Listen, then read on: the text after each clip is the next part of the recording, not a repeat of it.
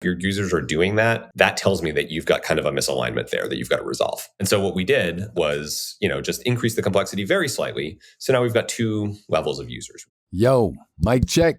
What's up, everybody? You're listening to the Street Pricing Podcast, the only show where proven SaaS leaders share their mindset and mistakes in pricing so we can all stop guessing and start growing. Enjoy, subscribe, and tell a friend. Now, let's break it down with your host and sought-after slayer of bad pricing, Marcos Rivera. What's up and welcome to the Street Pricing Podcast. I'm Marcos Rivera, author, founder, and CEO of Pricing.io. Today's guest is someone I'm really excited to bring on because he loves solving hard problems, just like I do. And I would love to break down all the different ventures he's been through, all the lessons he's learned. Today, I have Peter Bonney. He is the founder and CEO of FastbreakRFP. Peter, welcome to the show. Thanks, Marcos. Great to be here. No, would love to have you. I think we're in for a treat here because you're living it, you've been in it, and I think there's a lot to share out there in terms of the startup life, right? But before we get into it, exactly, I want just to give the audience a chance to get to know you a little bit. So tell them about what you do and a little bit about your background. So I'm the founder and CEO of a company called Fastbreak. And what we do is we help businesses, particularly bigger businesses, and more specifically, bigger businesses that sell to big businesses. We help them complete lengthy questionnaires that they have to fill out as part of their business, whether that's an RFP, which stands for request for proposal, where they are filling out a lengthy questionnaire in order to win business, or a lengthy compliance questionnaire that they're filling out, as part of like kind of a post-sale process, or kind of a box check along the way, which is sort of standing in between a closed deal and actually getting the revenue, is like checking all these boxes to actually onboard with their end user. So yeah, we help with that, and our customers include large organizations in like the health insurance space, manufacturers, software companies. It really runs the gamut. The common theme is they've got these complex questionnaires, a lot of internal experts that get involved in managing the process. It's very time consuming, it's very costly, and we help automate that. I just love a big, juicy RFP and spending all day answering those questions. Said no one, right? This is yes. a major pain point problem. I've been in enterprise, software, big companies selling to big companies, banking, et cetera. And RFPs, when they come in, just create all sorts of noise and chaos and hectic across all the org. Now, here's the thing: you're doing this now, and you're probably at this stage learned a lot about the problem, right? As you're digging deeper. So we're going to talk and learn about how you learn, which is a very interesting angle I want to take today. But with that, I would love to jump right in, man. Are you ready to get street with me? Love to. Let's do this. So for the audience, really short roadmap here. What we're going to do is, this show is really based on the book Street Pricing. So what we're going to do is start with rewind. Let's get into a story, success, failure, anything. We want to make sure there's a good, juicy lesson behind it. And then we'll bring it up to play, which is what's working nowadays. What are you doing right now that seems to be moving the needle? And then we'll go fast forward. Let's take a look ahead. Where are you going? What's next? And then we'll break that down. Does that sound good? Yeah, absolutely. All right, terrific. So let's go ahead and start off with a story, success or failure. Peter, take it away. Yeah, sure. So we launched in about a year and a half ago. It was kind of late 2003. Sorry, 2023. Excuse me. Man, time traveling. Late 2023. So let me give just a little bit more context on the product, because I think it's relevant to the internal discussions we had about pricing and all the different pricing models we experimented with at first. So the product fundamentally is about, you have this long list of questions, and you're using a combination of AI and existing content to generate answers to those questions. And then, kind of collaboration workflows for people to actually review them and sign off and so on. But in terms of the cost drivers of our business, what drives our margins from the product usage, it's the AI generation, right? Like, as everybody knows, very famously, in order to actually run big AI models, it costs money, right? Whether you are paying a third party like OpenAI or Anthropic or Google, or you are maintaining your own servers and running GPUs on them and then paying for the power of those, there is a cost associated with each model call that you make. Now, we use third-party models, and so we're paying an API cost, or paying sort of per call to the API. And so when we were starting out, we were sort of thinking about, like, we didn't really know actually what the usage model might look like, right? Are people going to be generating a ton of API calls? Are people going to be generating a ton of answers? Or is it going to be, that they're going to kind of, do it one time and then be done? And the usage, like not knowing the behavior, meant it was hard for us to predict what our cost would look like. And so the obvious thing to do, like, everyone's very into this idea of usage-based pricing because it kind of theoretically aligns both the cost of running your business and the value that your customer is getting, right? In theory, if they're using it a lot, they're getting more value. Therefore, they should be willing to pay more. And as a provider, if they're using it more and it's costing us more and they're paying us more, that all aligns really well. And so I think it might not have been the first thing we did, but the second thing we did was a usage-based pricing model, where it was, basically based on the number of answers that you generated per month. And even that is not totally aligned between like the way that like OpenAI and others charge, but close enough, right? So that, there was no kind of mismatch between what we were paying to run the product, basically our main cost driver, and then how our customers were using it. Well, it turns out that as much as everyone likes the idea of usage-based pricing, because it's theoretically aligned, I think mostly economists like it. It's like when you talk to a sort of a normal end user, someone who's not in the ins and outs of finance, and even if they are in the ins and outs of finance, what they tend to focus on is this uncertainty. Like, I don't know how much it's going to cost me, right? Like, I might be signing up for this, and if I use it a lot, like, great, I'm getting value, but like, then I'm paying a lot, and like, I'm part of a big company. We've got budget constraints. I've got to get approvals. Like, my CFO wants to know what it's going to cost. I can't tell him, well, it depends on how much I use it. Yeah.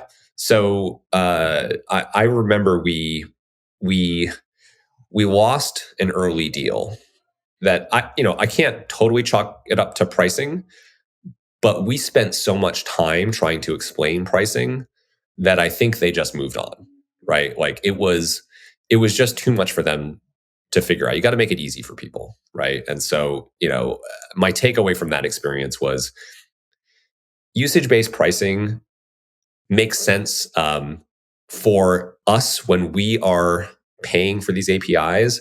We're technical. We understand the unit economics of our own business and our costs.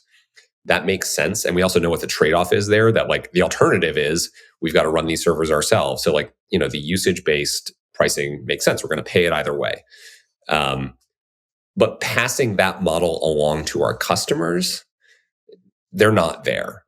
We needed to do something different. That is a valuable lesson all around. Now, listen, I talk to a lot of these economists, right? And we get together on this type of stuff. And usage-based pricing, by the way, is very elegantly aligned to value, right? I mean, hey, look, you use it and you pay more, and it's totally fair. Think of your electricity bill or any utility, right? It kind of all makes a lot of sense. Mm-hmm. But when you then reapply that same concept, this is again I think the economist's dilemma here, which is it's really hard to see like how this stuff really works in real life, and people who may be rational or irrational in their thinking and how it works. But there is nothing irrational about saying, hey, my CFO needs to know how much to budget, how much we're going to put in there, how much we're going to cost, because we're running a business and this is a line item and I need to know what that is. And that's what real people need to know. And if you can't tell them that, then it starts to create friction.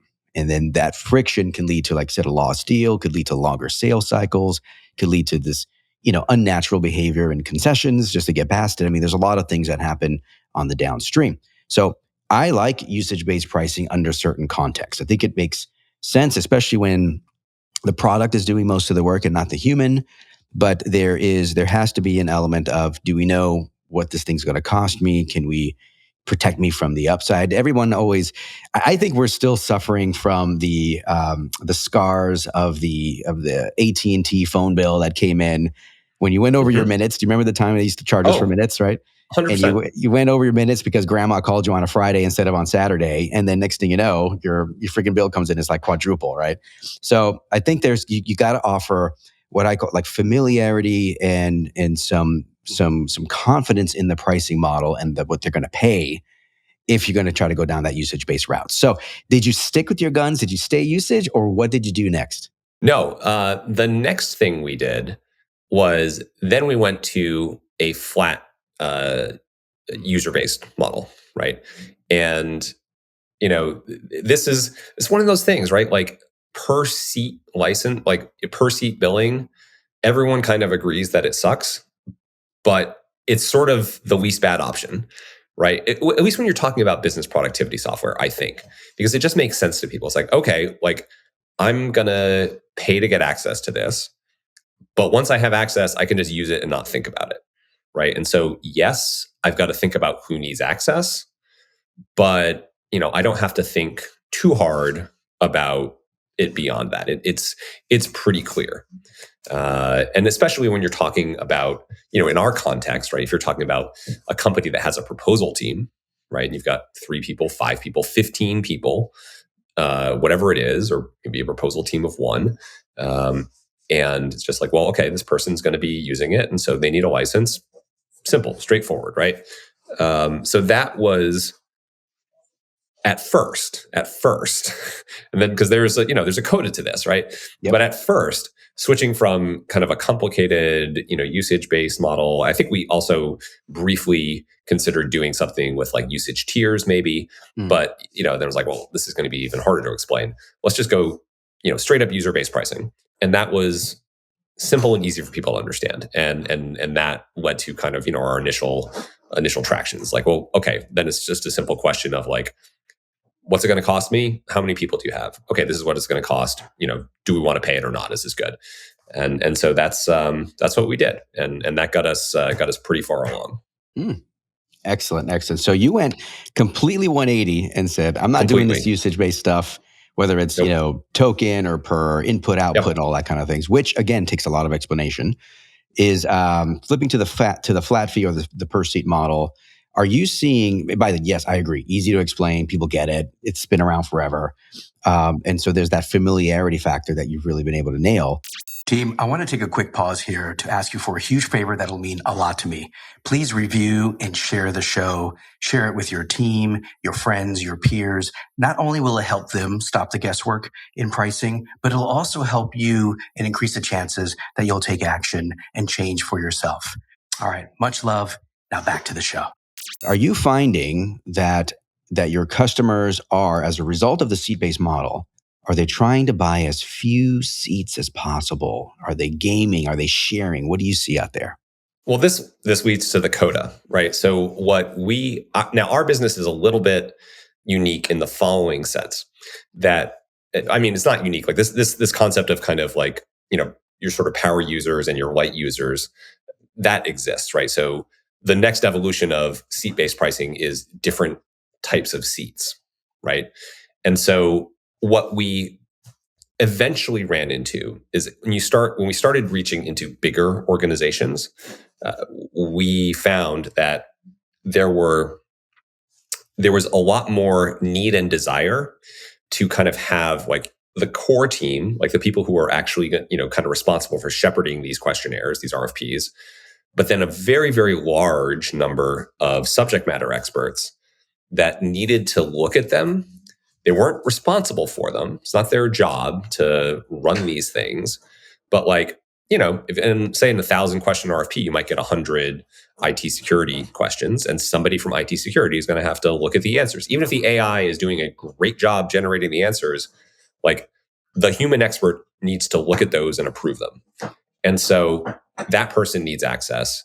They don't need a full license, right? Or I should say, the pushback was, I don't want to pay the same price for them as I'm paying for the proposal manager because the usage is different. And that made sense. That was something where we just have to listen to customers. Like, as much as I would like to say, like, I think at the time, so we're now charging $250 per core, what we call core user per month, which is sort of your power users, right? And at the time, I think it was cheaper for the core users, but we only had the single type of user. I think it was like $120 per user per month. And so, if they were saying like, look, our proposal managers are getting that much value out of it, but I can't now have 100 other people paying $100 a month just because they're going to look at a couple of questions here and there. And so, that revealed kind of a misalignment between what we were doing, not intentionally, but the way we were pricing to be, as simple as possible, and then what our customers were facing. I guess maybe to put it really simply, it was leading to a situation where, for a lot of use cases, the cost was fine, but in these cases where you had big companies and a lot of people needing to touch it, the cost was just too high. It was pretty straightforward, and so we never got to the point of people like gaming the system or trying to share seats or anything like that, because we just nipped that in the bud. Like, I don't want to ever encourage people to do that. If people are doing that, if your users are doing that, that tells me that you've got kind of a misalignment there that you've got to resolve, right? And so what we did was, just increase the complexity very slightly. So now we've got two levels of users. We've got your core users who are paying, $250 per user per month. And then you've got the what we call reviewers who are paying $40 per user per month. And what I've found is that at that level, companies don't even really give it a second thought. It's like, you've got to find that sweet spot, and maybe if we push the price up a little more, we'll bump up to resistance. But there's some price in our case for that kind of second type of user where it's low enough that they're just like, oh, okay, yeah, fine. If I need to add so and so, like that's cheap enough. I don't care, right? And in some sense, that's kind of the magic level, right? You want them to not have to think twice about it. Just do it. Just add users. Just grow the usage, and never give it a second thought.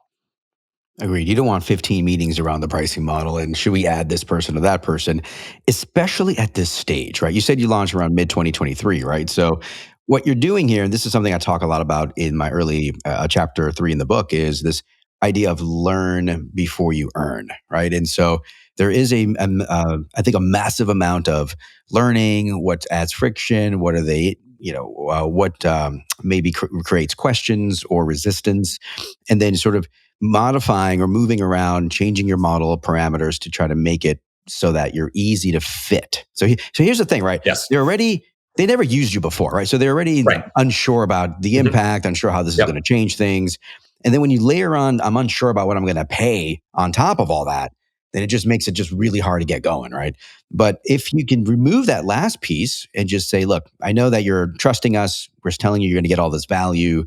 We make it very easy this is what you're going to spend, so they can do the math in their head. And like, all right, even if this doesn't go all the way, I'm okay. Big companies have enough complexity to deal with, right? And so layering it on top just makes it hard for them to buy you and try you. Now, once you're in there, and I'm going to ask you this question because I don't know for sure, I'm not in your shoes, but you probably got customers now that have used you for some period of time. They're like, oh, I get it. This is good.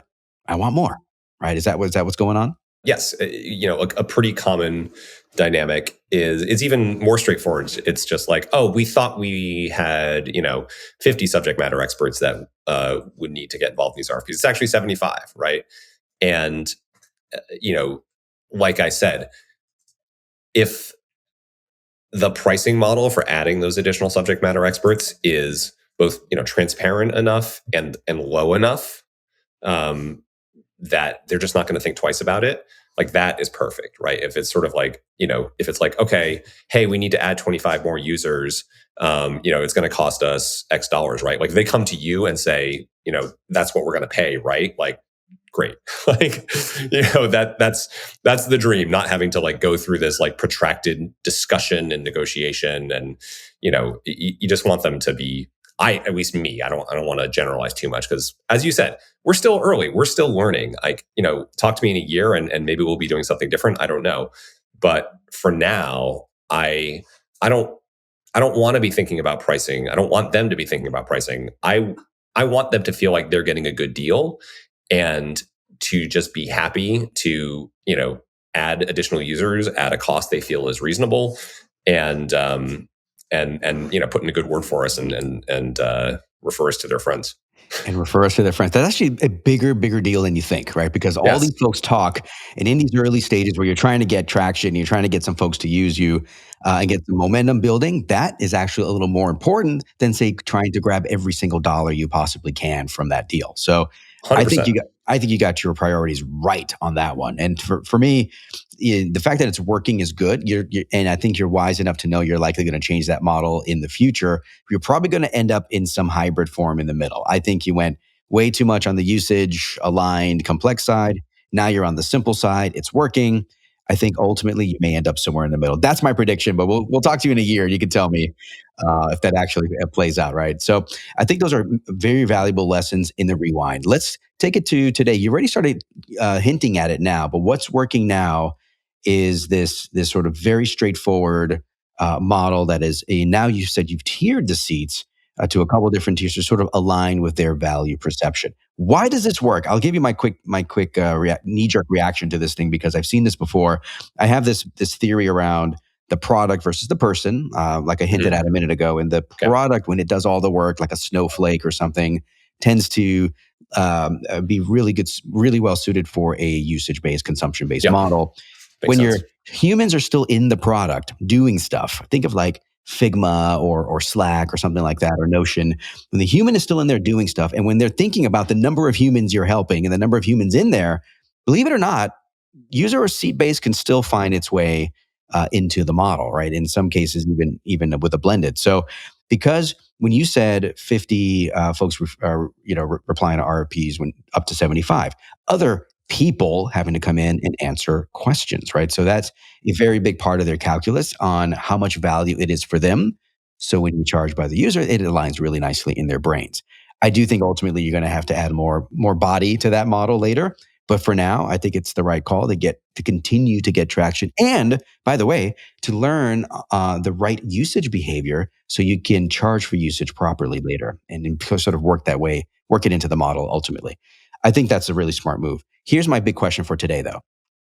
If you had to say there's one thing in the model that just kind of trips us up, or we're seeing, and I'm talking about not just at the point of sale, but maybe even at the point of upsell, or maybe at the point of renewal, you might see a downsell. I want to know, is there a little dark side to this model that you're seeing already? Yeah, actually. So by not having the usage component, like there's definitely there is definitely an element of value capture that I know that we're missing in some cases, right? So there's sort of the core feature we have, right, which is responding to RFPs, and there the user model we've got, it seems to align really, really nicely. It seems to work great. There's an additional thing that everybody who uses the system can do, and I think maybe this is where things might look different in a year. We call it Ask the AI. It's very simple, right? Like outside of an RFP, outside of a questionnaire, like I just want to know something about our product or our company. Maybe I've got a sales email I want to write. Maybe there's, I want to do some marketing brainstorming and I want to do it. I don't want to go to ChatGPT and do it because I want to do it with my company specific content, with knowledge of, especially sometimes highly technical concepts, right, that we've got in our knowledge base. An example was one of the health insurers we work with. Someone on their marketing team did some brainstorming around how to explain in a presentation this pretty abstract and technical concept of a particular kind of pharmacy rebate to an HR professional who's looking at at buying their services, and you wouldn't want to go to ChatGPT to do that because ChatGPT just doesn't know enough and doesn't know the company's specific information. You're not just going to upload that information to ChatGPT. So, for things like that marketing person is getting a lot of value by just kind of sitting around asking questions, brainstorming. And, it's not driving our cost to the point where we're like upside down on the contract or anything like that. But that when people start to do that and they realize like, oh, this works really well, and they get really excited and they're like, oh, let me ask this, let me do this, let me find this other problem. Like, hey, hey, Joe, have you tried doing this? Like, we can see from the behavior, people start, playing around with it and seeing what they can do with the system in a way that they don't in the context of an RFP, even though it's like underlying, it's like the same technology underlying, right? It's more interactive. And that's where we start to get a little bit like, oh man, like we're not capturing that value. I'm glad they're getting excited because maybe that does then expand the number of people that want access to the system, but we're not getting paid for that usage. And so, I think there's definitely something there for us to work on. There you go. That's my hunch. And so that the hybrid model of having some usage parameters in there somewhere, again, you don't want 15 different limits. It's just going to drive them crazy. But a couple of key ones in there could be helpful in the next iteration of the model. That makes tons of sense. And I'm glad you're getting momentum and you're closing deals and customers are coming in and you're winning and learning and moving forward. And so speaking of moving forward, let's now focus on the future, right? And don't say if you have a top secret thing on the roadmap, you don't have to reveal that stuff, right? But what's next? What's happening? And maybe, as you're conquering this use case, is there a tangential one that revealed itself? What's going on? That's a really good question and hard to answer because we've got our long-term vision for what we want the system to do. I won't go into the long-term vision too much because I think that is a little bit top secret. We've got maybe some kind of ridiculous ambitions there. Oh. But in the medium term, we want RFPs and similar kinds of document experiences like these, just kind of like really slow, hard, difficult, annoying processes. We want it to be like a magic black box where you just stick the thing in and the system knows so much about your company and is so well trained on how you typically respond and what your people do and how they answer these questions that it feels like magic. You stick it in and you get something out at the end and you're like, you know what? Hey, this is pretty close. Like we can work with this with minimal touch. And it's not there yet. And I don't think the underlying technology is there quite yet, but that's where we want to get in the next couple of years. And now what that means in terms of, some more specifics is right now we're very narrowly focused on certain kinds of RFPs, like the questionnaire style where you get these like stat, like you experienced with SaaS probably, right? Not so much like the government contracting style RFPs.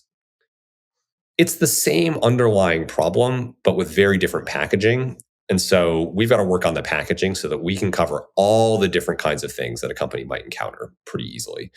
So that's going to be definitely a near-term focus for us. And then, over time, I think, okay, I can go a little bit into like the next things after that. We want to start bringing in kind of more context from like a CRM system. So, being smarter about like, okay, well, we've got an RFP, we've got this opportunity. Let's get beyond the questions on the page, right? We have a ton of information in our CRM about or in Zoom recordings or whatever it is about the specific challenges the customer has, right?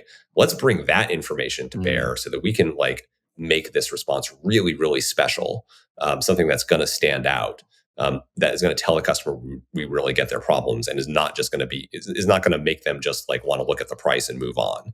Because that's kind of the challenge with an RFP is like actually getting their attention so they don't get bored and jump straight to the price, right? Yeah, which I've been on both sides of that. And I'll say this, man, like hitting government or hitting like high compliance or highly regulated industries, fintechs, and so on and so forth, different ball game. The RFPs are much more lengthy. They factor in, they have like scoring tables. They have all sorts of stuff going on over there. Oh, yeah. So it's a whole different animal. I did RFPs for not just SaaS, but also insurance companies and banks. Oh. They were the worst. Oh, wow. Right. And there are hours, maybe days of my life that I will never get back from answering all those damn questions. But if you can solve that and your vision can come to fruition, I think you got a ton of value there.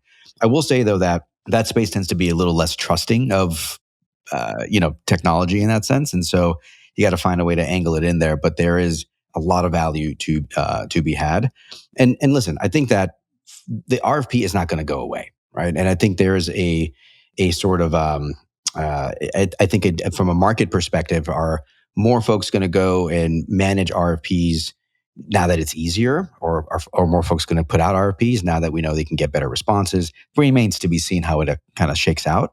But I think from the future perspective, your pricing model could see different layers that could start attacking the value that you provide in these different verticals or these different circumstances, right? And that could be, that makes sense. That could be major. I mean, you're not just making it faster and easier. You might even make their responses better, so that way they win more, which is really what they want at the end of the day. That's the goal. They're answering so they can win. 100%. Right? Yeah, absolutely. The closer you are to the dollar, the more you can charge for it. And so if you're able to move up to that stream and like, well, we're actually winning because of this thing, then I think it's a huge opportunity for you, man. Yes, that's the goal. I love it. Well, huge lesson on the evolution from that inception stage to figuring out, you said it sounds good on paper, but ain't really what we got to do. Keeping it simple, winning, learning, evolving, pushing forward. I think every entrepreneur listening today learned a ton. And so I want to thank you, Peter, for coming in, dropping some knowledge bombs. I do have one more question I want to send your way, man, because we got to, everybody here is a human just trying to, work with other humans at the end of the day. Peter, just to give us a little sense of who you are, what was your favorite jam? What was your favorite song growing up? Like that thing you could just listen to it over and over again. What song would you pick? Okay. So, all right, I have really varied musical tastes, and it would be a whole conversation to talk about me and music. I was really into music, and I was a pretty serious musician when I was a kid. Song that from my childhood that blew my mind the first time I heard it, and has remained like in the top 5 all-time favorite songs my entire life, is Cult of Personality by Living Colour. Wow. I haven't heard. That's a new one. Cult of Personality. I know the jam. Very catchy. Yep. Very, very catchy. And I admire that. What is it about that one that blew your mind? Was it just the dexterity in the beats, the rhythm? What was it the song? What was your big? I had never heard anything like that. Like it was, combination. First of all, I mean, because Living Colour itself is they won together so many styles, right? And are so genre defying. For me as a kid, first of all, seeing the music video on MTV, that music video was wild. Just, them in spandex, just them playing. I mean, it was insane. And Vernon Reid, his guitar solos, like shredding, but like also kind of like atonal and really just like pushing the boundaries. It was like, I could not stop listening to that song. And to this day, Living Colour is one of my top 3 favorite bands of all time. I love everything they've ever done. It's just they're amazing. And that song was like to this suburban white kid in Massachusetts in the late 80s, early 90s, like that thing, just that one song and then that album and everything that led me to has really opened my eyes to like a whole big world of music. It was amazing. See, now I can't get it out of my head here, but that very, very border, I would say pushing on all those boundaries, that I think says a lot, man. Thank you for being here and for giving some value back to the SaaS community. Again, I think they learned a lot. We'd love to have you back if you're willing to come in. Yeah, absolutely. Love to talk to you again, Marcos. Super. Thank you again, Peter. Team, that's Peter Bonney. He is the founder and CEO of FastbreakRFP. Take those lessons that he laid out today, apply them next Monday and get 1% better, right? And really try to move away from that guesswork and price on purpose. And remember, stop guessing and start growing. Until next time. Thank you and much love for listening to the Street Pricing Podcast with Marcos Rivera. We hope you enjoyed this episode and don't forget to like and subscribe. If you want to learn more about capturing value, pick up a copy of Street Pricing on Amazon. Until next time.